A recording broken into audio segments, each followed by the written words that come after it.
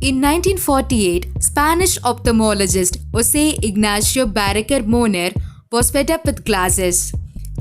He wanted a solution for blurry vision that fixed the eye itself without relying on external aids. But the surgery he eventually devised was not for the faint of heart.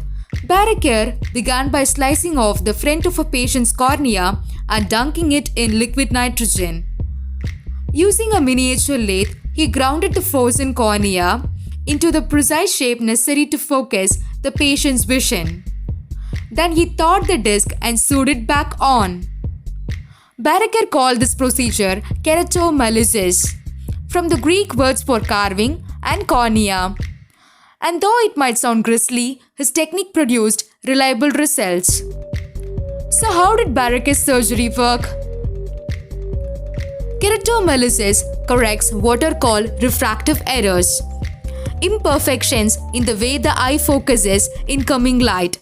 Ideally, the cornea and lens work together to focus light on the surface of the retina, but several kinds of refractive errors can impair this delicate system. In people with myopia or short-sightedness, a steep cornea focuses light just short of the retina. Those with hyperopia or farsightedness have the opposite problem. Light is focused too far beyond the retina. And in people with astigmatism, the cornea has two different curvatures, which focus light at two distances and produce blurry vision.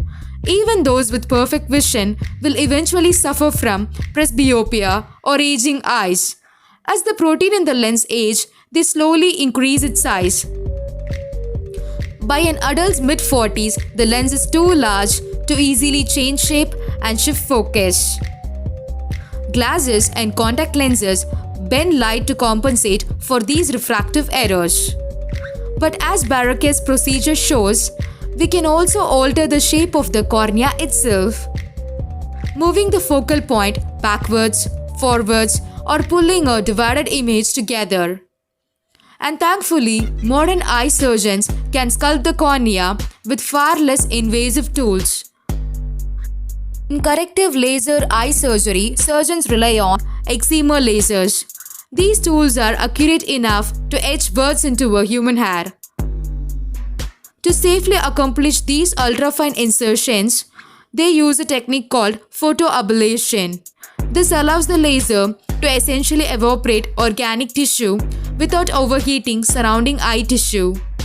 So how does laser eye surgery actually work? The first step is to separate a thin layer from the front of the cornea. This can be done with either a flat white blade or a femtosecond laser that produces millions of tiny plasma bubbles to create a plane beneath the corneal surface. Surgeons then lift the flap to expose the inside of the cornea.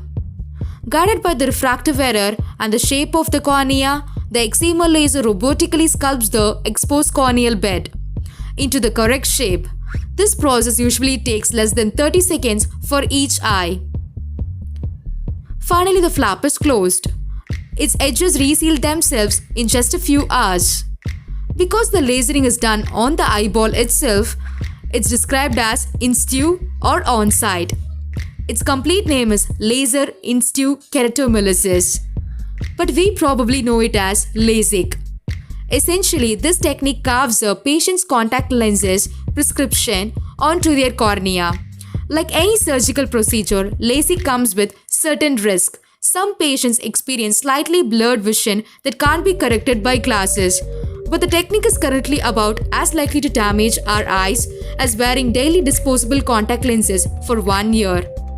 Today, a technique called SMILE enables surgeons to sculpt the cornea through even smaller incision, further reducing recovery time.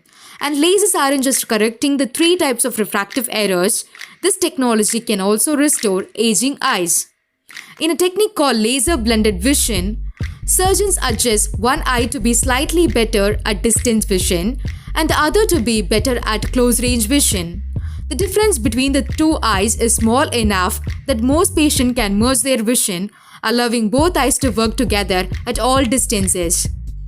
Advances in laser technology continue to make vision correction surgery more effective, and accessible. One day soon, Barak's vision of a world without glasses may finally come true.